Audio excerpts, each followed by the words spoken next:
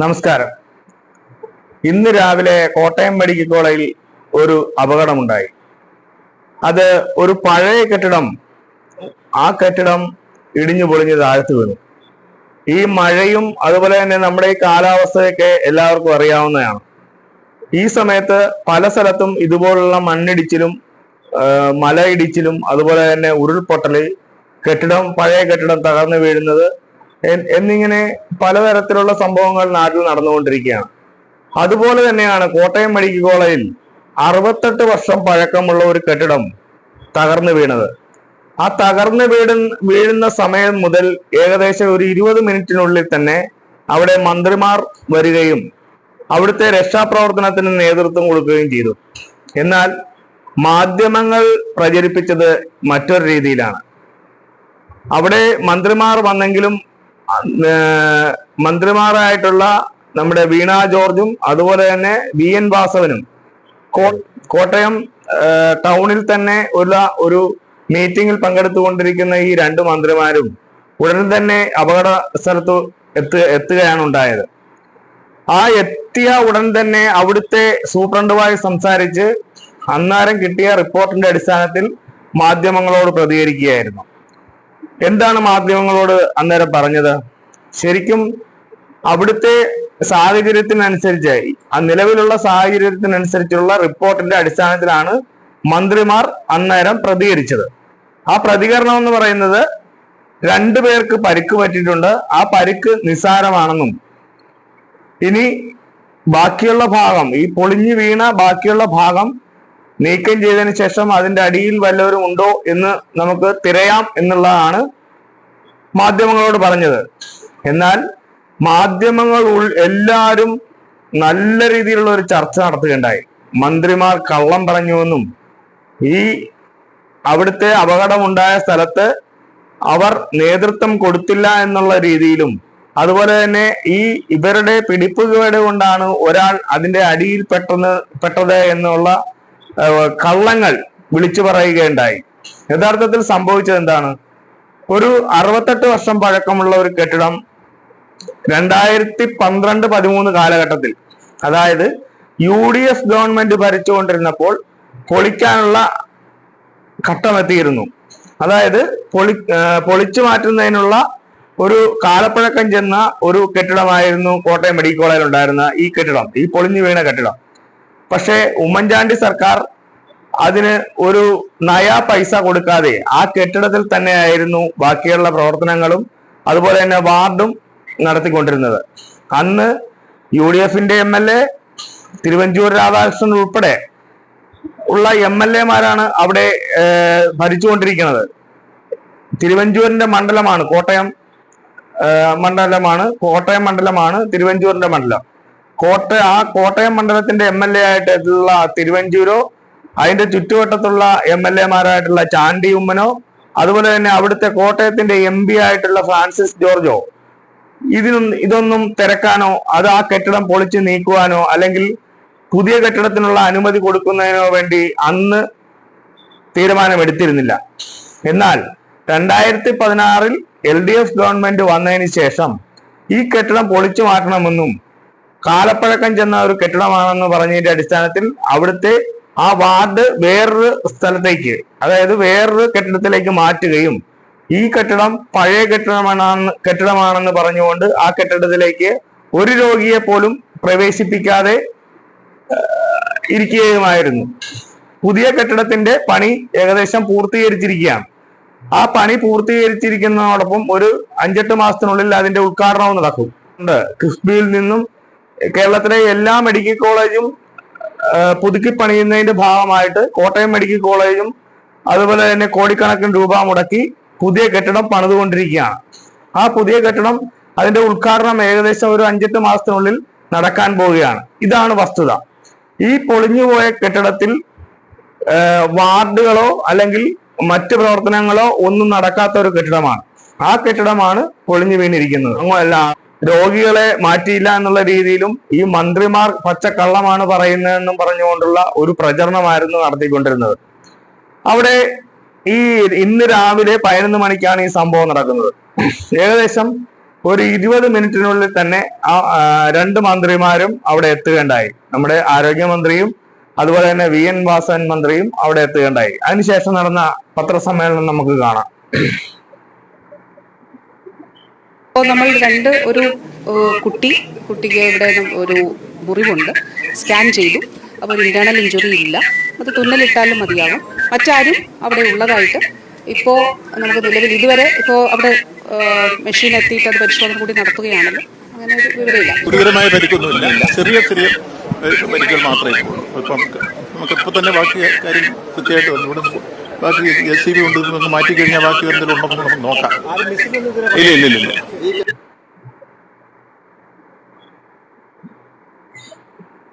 ഇതാണ് ആ അപകടം നടന്ന ഒരു 20 മിനിറ്റിനുള്ളിൽ തന്നെ മന്ത്രിമാർ അവിടെ എത്തുകയും അവിടുത്തെ സൂപ്രണ്ടിനോട് ചോദിച്ചതിന്റെ അടിസ്ഥാനത്തിൽ അവിടെ നിന്നും കിട്ടിയ വിവരത്തിന്റെ അടിസ്ഥാനത്തിൽ മന്ത്രിമാർ പ്രതികരിച്ചത് ഇങ്ങനെയാണ്.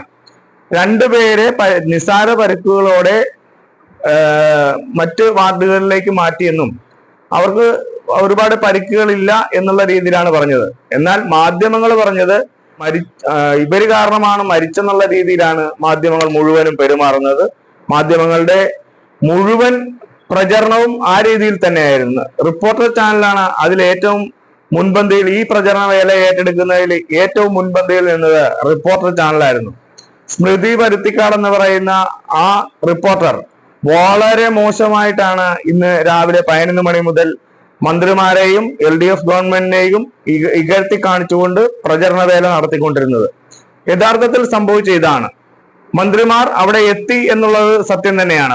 10-20 മിനിറ്റിനുള്ളിൽ രണ്ട് മന്ത്രിമാരും അവിടെ എത്തി. ഈ അവിടുത്തെ ബാക്കിയുള്ള പ്രവർത്തനങ്ങൾ ഏകോപിപ്പിക്കുന്നതിന് വേണ്ടിയിട്ട് മന്ത്രിമാർ അവിടെ സ്ഥലത്തെത്തുകയും അവിടുത്തെ സൂപ്രണ്ടിനോട് ചോദിച്ച് നിലവിലെ സ്ഥിതി മനസ്സിലാക്കുകയും അതിന്റെ അടിസ്ഥാനത്തിലാണ് പ്രതികരിച്ചത്. മന്ത്രി വാസവനേറ്റ ആ പത്രസമ്മേളനത്തിന്റെ അവസാനം പറയുന്നുണ്ട്, ഇനി ആരെങ്കിലും അതിന്റെ അടിയിൽ പെട്ടിട്ടുണ്ടെങ്കിൽ നമുക്ക് നോക്കാം. JCB അങ്ങോട്ട് കടന്നു വരുന്നതിന് വേണ്ടിയിട്ടുള്ള ഒരു തടസ്സമുണ്ട്, പഴയ കെട്ടിടത്തിന്റെ ആയിട്ടുള്ള ഒരു പ്രശ്നമുണ്ട്, അങ്ങോട്ട് വണ്ടികളും മറ്റും കയറി ചെല്ലുന്നതിന് വേണ്ടിയിട്ടുള്ള തടസ്സമുണ്ട്. അതുകൊണ്ട് നമുക്ക് JCB വരുന്ന മുറയ്ക്ക് നമുക്ക് പരിശോധിച്ച് ബാക്കിയുള്ള കാര്യങ്ങൾ ചെയ്യാമെന്നായിരുന്നു മന്ത്രി പറഞ്ഞത്.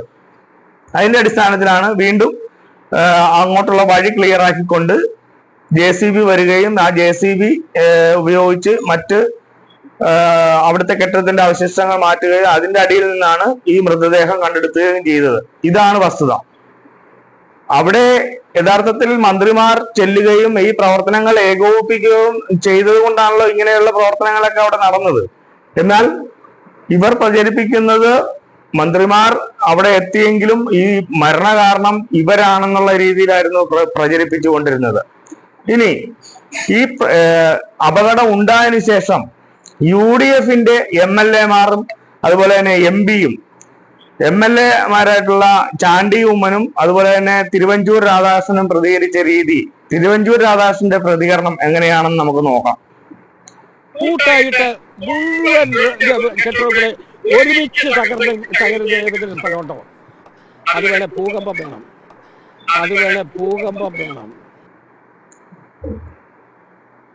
ഇതാണ് ഇവരുടെയൊക്കെ മനസ്സിരിപ്പ്. കൂടുതൽ ആൾക്കാർ പെടണമെന്നായിരുന്നു ഇവരുടെ ആഗ്രഹം. യഥാർത്ഥത്തിൽ ഈ കെട്ടിടം പഴയതാണെന്നും പഴയ കെട്ടിടത്തിൽ പ്രവർത്തിക്കാൻ പറ്റാത്തത് കൊണ്ട് മറ്റ് കെട്ടിടങ്ങളിലെ പുതിയ കെട്ടിടങ്ങളിലേക്ക് മാറ്റി വാർഡുകളും അതുപോലെ തന്നെ പേ വാർഡുകളൊക്കെ മാറ്റിയത് കൊണ്ടാണ് അത്രയും ആൾക്കാർ രക്ഷപ്പെട്ടത്. അല്ലെങ്കിൽ ഈ പഴയ കെട്ടിടത്തിലായിരുന്നു ഇതിന്റെ പ്രവർത്തനം നടന്നിരുന്നെങ്കിൽ ഇതിൽ കൂടുതൽ ആൾക്കാർ അവിടെ മരിച്ചു വീണേനെ. ഇതായിരുന്നു ഇവരുടെ ഉദ്ദേശവും. ഈ UDF MLA ആയിട്ടുള്ള തിരുവഞ്ചൂരിന്റെ പ്രതികരണത്തിൽ നിന്നും നമുക്ക് അതാണ് മനസ്സിലാക്കാൻ സാധിക്കുന്നത്. 2016 തൊട്ടുള്ള LDF ഗവൺമെന്റ് 2021 തെരഞ്ഞെടുപ്പ് അഭിമുഖീകരിച്ച സമയത്ത് നമ്മുടെ ചാനൽ ചർച്ചയിൽ തിരുവഞ്ചൂർ രാധാകൃഷ്ണൻ പറഞ്ഞ ഒരു വാക്ക് ഇപ്പോഴും നമ്മുടെ മനസ്സിലുണ്ട്. ഇനി ഒരു പ്രളയം വരാനുണ്ടല്ലോ, ഇനി ഒരു ഭൂകമ്പം വരാനുണ്ടല്ലോ എന്നുള്ള രീതിയിൽ പ്രതികരിച്ചത് UDFന്റെ MLA ആയിട്ടുള്ള തിരുവഞ്ചൂർ രാധാകൃഷ്ണൻ ആയിരുന്നു. അപ്പൊ ഇവരുടെയൊക്കെ മനസ്സിൽ ഒരു പ്രളയമോ അല്ലെങ്കിൽ ഒരു ഉരുൾപൊട്ടലോ അതുപോലുള്ള എന്തെങ്കിലും ദുരന്ത മുഖത്താണ് ഇവരുടെയൊക്കെ ആശകൾ അല്ലെങ്കിൽ ഇവരുടെയൊക്കെ ആഗ്രഹം അങ്ങനെയുള്ള വന്നിട്ട് ആ ദുരന്തത്തിൽ നിന്നും മുതലെടുക്കുക എന്നുള്ളതാണ് ഇവരുടെ പ്രധാന ഉദ്ദേശമെന്ന് നമുക്ക് മനസ്സിലാക്കാം. ഇത് വസ്തുത ഇതായിരിക്കെ ഇതിനുശേഷം വീണ്ടും വാർത്താ സമ്മേളനം വിളിക്കുകയുണ്ടായി ഈ രണ്ട് മന്ത്രിമാരും കൂടി. ഈ കള്ളപ്രചാരണ വേലകളെല്ലാം നടത്തിയതിനു ശേഷം മാധ്യമങ്ങള് തുടർച്ചയായി കള്ളപ്രചാരണ വേലകൾ നടത്തിയതിന്റെ അടിസ്ഥാനത്തിൽ വീണ്ടും മന്ത്രിമാർ വാർത്താ സമ്മേളനം നടത്തുകയുണ്ടായി. ആ പത്രസമ്മേളനത്തിൽ പറഞ്ഞ യഥാർത്ഥ വസ്തുത എന്താണെന്ന് നമുക്ക് ഈ വീഡിയോയിലൂടെ മനസ്സിലാക്കാൻ സാധിക്കും.